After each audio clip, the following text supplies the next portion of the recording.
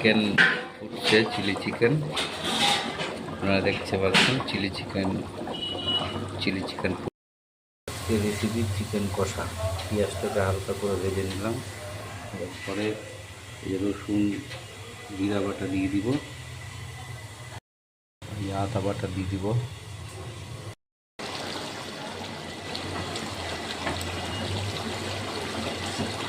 Chicken কষা complete. ডাল সিদ্ধ করা হয়েছে, ডালটা এবার আমি ছুঁকে দেব। ডাল কমপ্লিট, মটরের ডালের রেসিপি ডাল কমপ্লিট। আমাদের আজকের মতো ডাল কমপ্লিট। আলুর দমের রেসিপি, আলুর দমের রেসিপি, আলুর দম। বন্ধুরা লাইক এবং শেয়ার অবশ্যই করবেন। আলুর দমের রেসিপি।